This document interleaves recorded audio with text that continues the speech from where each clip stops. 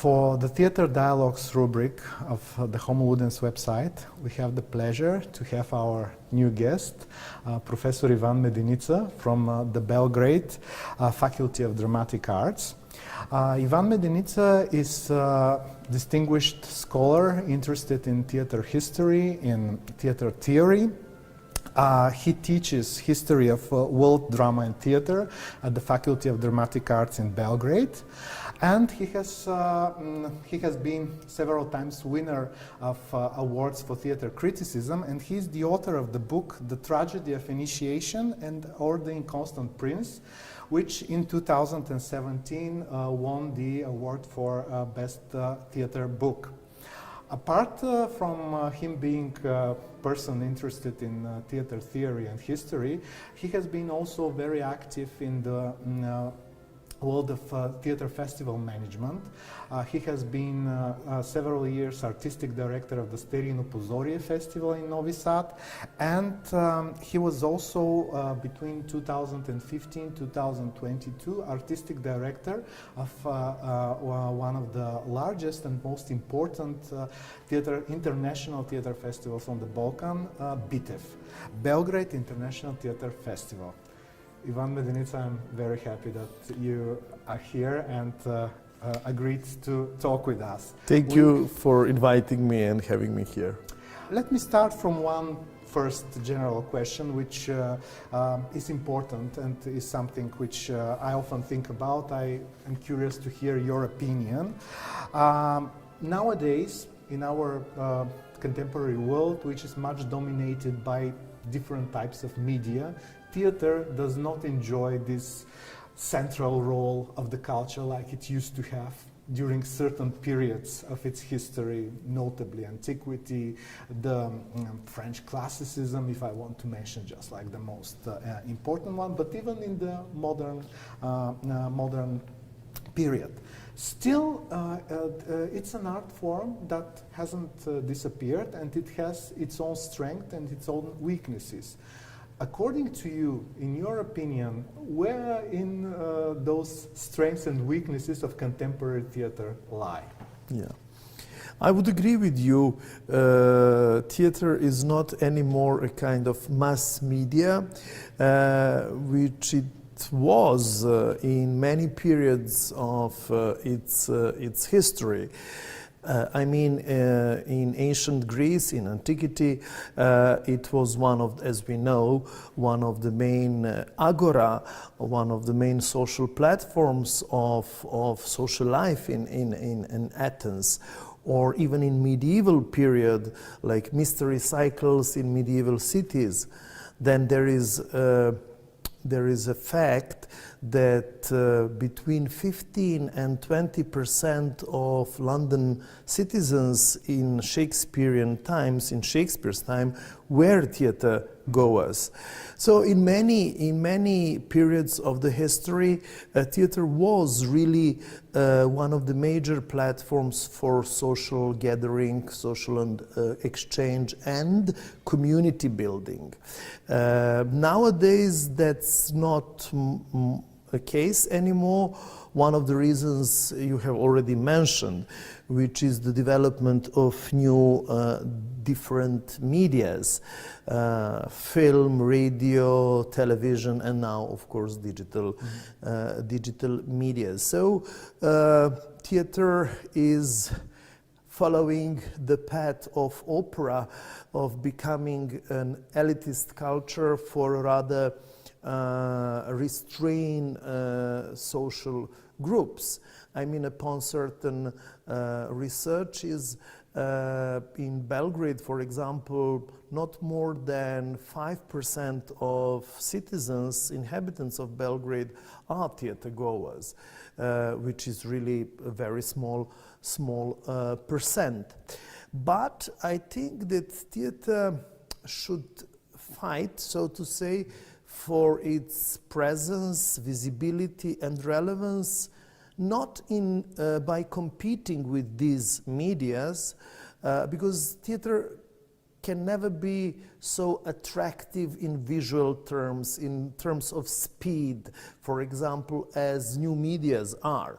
So I think that theater should search for a completely different way to be relevant in contemporary society.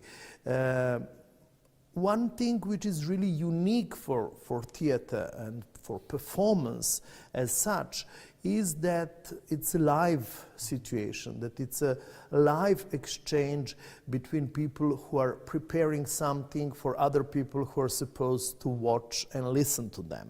So this situation of community building within the performance itself, I think, could be a strength of theater.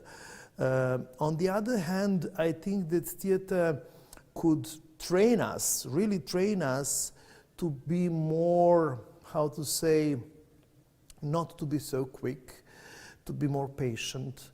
For example, I like very much durational performances, long performances, because our brains, our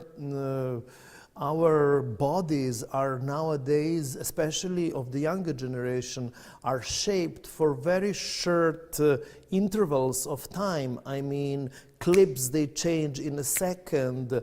Visual attraction is the most important thing. And in theater, one could sit 4 hours, concentrate not only on visual aspects of what is presented on the stage, but on oral aspects, could contemplate and could have some time for himself to be at the same time alone and with other people contemplating on conditions of our life or our society. That's why, for example, I personally like, as I have already said, I like these durational performances where you have to fight with your body, to train your body to be patient, to allow time to pass, so to say, because our life, as we all know, due to the consumerism, to the capitalist way of life, is very quick.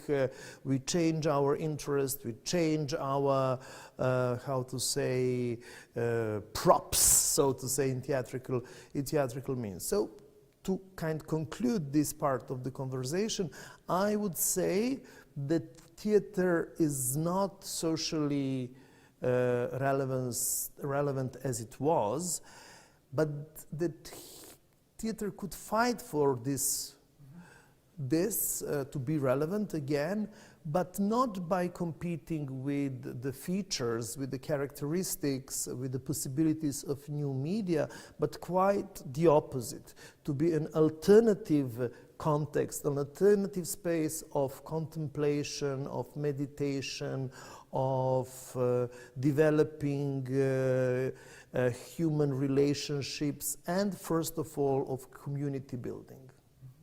I think I also quite agree with what you say, because I also think that the strength of the theater can lie in its specificity, not trying to do something which other forms of art or other forms of media do much better, but exactly. find its own way. And I'm curious to know, you mentioned the durational performances. Maybe can you give us some examples of you as someone who has traveled all over the world and have seen very different theaters? Let's focus first on the durational performances, because there are several different types of durational performances. Some durational performances, I think, are those that you speak about, which really demand from the viewer to be patient, to be focused, and so on. But on the other hand, there are also other types of durational performances where the viewer can just come like in an exhibition. Yes. Can you give me examples of those performances and those theatrical experiences which have inspired you and give you the faith in the strength of the theater? Yes, thank you for the question. We will speak later about BITEF, but I will just give an example of now, in this moment, of one edition. This was the one edition of BITEF Festival from 2017, where this artistic aesthetical focus was put, or we put it on durational performances. So the whole program was dedicated to durational performances. Not all of them were so long, but one was very extreme, which was a famous show Mountain Olympus by Jan Faber, which is 24 hours long without any intermission. And then we had an old production. We paid tribute to this show, which was one of the first durational performances ever made in contemporary theatre, which is Quizula by Forced Entertainment Company from Great Britain. We had Quizula as well.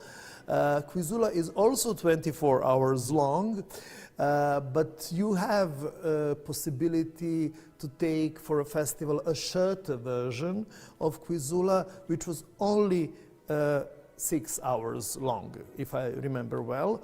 So I wanted to have both of them in their original format, so to say, so both of them for 24 hours, and then my collaborators, because with Mountain Olympus there was no choice. It has to be each time 24 hours, and for Quizula one can choose longer or shorter version. And then my collaborators from BITEF, producers, told me, it's too risky to sell 2 performances that last for 24 hours. Do please take the other one in shorter version. So we presented Quizula in 6 hours. So there are different, to answer your question. For example, I mean, Mountain Olympus, which deals with all ancient Greek myths, it's very physical, it's very... First you experienced it as a viewer somewhere, and after that you Yes, decided yes, to, I experienced it... Tell me about this experience. Yeah, I experienced it in Antwerpen, Anvers, in Belgium, when I saw it for the first time, and then I decided to invite it to Belgrade. How long did you stay? Yes, that's a good question. In Belgrade, I stayed for the whole show, but we provided, and that's also something which is connected to the notion of community building. So we transferred Sava Center, which is the biggest congress center in Belgrade and in Serbia, and it was, I think, the biggest congress center in whole former Yugoslavia. We transferred the whole building in BITEF City. We called it BITEF City. So in the lobbies there were corners, food corners, then relaxed corners. Then we provided lazy bags, even beds, so people could stay during the night, over the night, and sleep there in the theater itself. Then we had relaxation corners. We provided yoga lessons, meditation, etc. So it was more than a performance, because it was really an experience. It was like a concert, because you got a bracelet when entering the show, and you can leave and come back whenever you want. And the phenomenon of this particular performance in Belgrade was that our national television decided to stream it. So it was presented live on the 3rd channel of national television, which is dedicated to culture. So there were people who wanted to go home to rest for a few hours and then to come back in the morning, and they told me afterwards that when they came home they continued watching it on the TV. They didn't sleep at all. Young people stayed in theater, slept there, slept in the auditorium for a while, because one cannot stay for 24 hours. It's okay if you sleep for a while. We provided means for sleeping. And it was funny, because in the morning, you know, like young people who stayed in the theater were exhausted, and you had their grandparents who went home at 10, slept for 7 hours, took shower, changed, and now came back to the theater. So it was really a community building performance, and its strength came from the fact, and its political impact in terms of Hans T. Sleeman. Hans T. Sleeman says that a political impact in post-dramatic theater is not anymore in its content, what it talks about, but in its form of representation. So I think if a show insists on you staying there with other people, sharing, fighting with fatigue, with your body, it's also a political thing, a political issue, because our bodies, our minds, our souls are shaped for short forms, for short time frames, for quick rhythm, for quick exchange of attractions. Can you name any other tendencies or example, apart from the durational performances, which for you are very relevant and in some way can be representative for the contemporary state of the theater in the world today? Yes.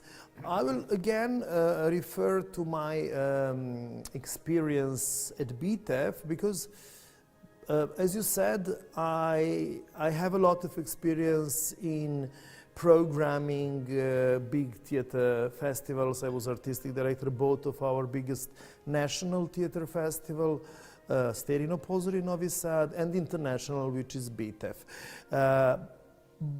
But basically, I'm a professor, I'm a theater scholar.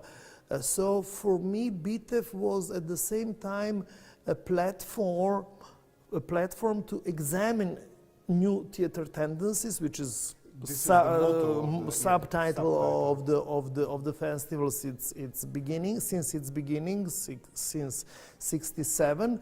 So it was a kind of theoretical platform, theoretical laboratory to examine new forms in performing arts. One of the forms are durational performances. I mean, they're not new, but they're still kind of challenging, daring, different, courageous, relevant, and so on. So each year we had one aesthetical focus. So for example, I would also like to mention immersive theater, which is theater in which you don't have anymore so strict division between spectators, audience, and performers, actors. They come together and they make theatrical event together, so that these frontiers between auditorium and the stage are completely blurred. And it's also a way of making a community in a live situation. You can't have this element of immersiveness even if spectators are not literally taking part in the stage actions. But for example, in classical drama theater, in 2019, we had a show from Slovenia directed by one of the best Slovenian directors, Sebastian Horvat, and it was based on a movie and text by Fassbinder. It's called Ali, and the director decided to put in the second part of the show all of us spectators in the stage, on the stage with the actors, and we completely fulfilled their space. So they had to act between us. We were sitting there in their rooms, in their bars, in their toilets. We were everywhere, so we completely occupied their space. So it was also kind of immersiveness, although we didn't take part in a physical terms. We didn't act anything, but we were strongly present there in a shared space with them, which had a metaphorical meaning because it is a love story between an old German woman and the young Gastarbeiter, guest worker from Turkey, Turkish guest worker, so they couldn't have any intimacy. Their society was gossiping about them, making judgments, deciding whether it was good or not. So the very fact that spectators were present in their life in such a strong way was a metaphor of them not having freedom to be alone, to be left alone, so to say. I would like to ask you also, because what you say about this tendency of the immersive theater seems very interesting, but do you see any challenge there? Because technologies are also developing in that direction. Virtual reality and 3D, they are offering and fighting for even more and more immersive experiences. Can you tell me what, in your opinion, is the specific immersiveness which theater offers, which is different from what the new media is pushing toward total immersion? I'm not an expert in digital medias, but I would say that as far as I know, as far as I experienced, as a matter of fact, I mean, in digital new medias, yes, you can immerse in a very strong way in some virtual realities, virtual spaces, but it's a very personal experience. It's not such a shared experience.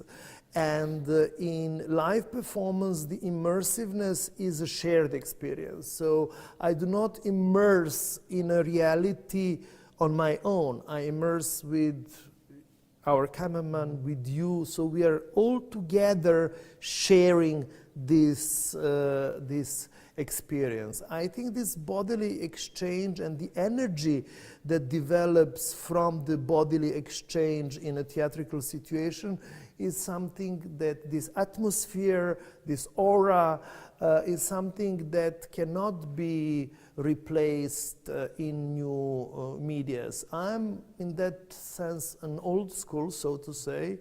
I completely agree with Erika Fischer-Lichte, famous German scholar, who thinks that co-presence, bodily co-presence of spectators on one side and performers on the other side is the very essence of theater, that it's a media condition of condition sine qua non, media condition sine qua non of theater, this bodily co-presence, and something that she calls autopoietic feedback loop, which develops from this media condition, which is bodily co-presence. From her perspective, theater is not what is happening on the stage, what artists prepared for us to watch and to listen to. Performance is what happens between, in between stage and the auditorium, which is a constant, the communication, which is a constant exchange, and it cannot be controlled. Ivan, I want to ask you also about another tendency which I notice in the contemporary theater, that there seems to be some resurgence again of performances which want to deal with a contemporary political topic, most often in the form of so-called documentary theater. What do you think about this tendency, and can you give also again some examples that have impressed you? Yeah, documentary theater is one important tendency in performing arts. It's not new, as neither immersive theater or durational performances, they're also not new. And it's important on the level of the content that it deals with, and the fact that very often it's not only the content which is based on the documentary theater, but the real people, so people whose experience these documents are showing, are performing. For example, I mean, you asked me for examples, and I would take the closest one to my memory, and this is a wonderful show that you had on the festival, and we had it, I have to say, a few years ago at BITEF, which is Riding on the Cloud by Rabbi. It's actually a very successful documentary show because it's been running for over 10 years. 10 years. And there is still very huge demand about it. Exactly. It's a wonderful performance, very multi-layered, and it deals with different topics. Although I would stress, and that was one of the topic of my conversation with young critics here in Varna, that if one is obliged to summarize this show in one single word, what would be this word? What is the word? What is the topic of this show in one single word? And it's representation. So it was all about representation. How can we represent our own personal experience on stage? Is our personal experience worth representing? Is it important to be represented? Then this show deals with the question of memory in different way, historical memory, what do we forget from historical facts, and personal memory, because as we know, Yasser Mroué, the performer, brother of Rabbi Mroué, and it's his life story, was wounded and in head and lost memory. So what does it mean to represent the memory? How one represents the memory, etc., etc. It's really a great example of documentary theater, which is at the same time very intimate, very personal. Ivan, I want to thank you for sharing your story and for sharing with us your thoughts as somebody who has experienced theater from many, many different points.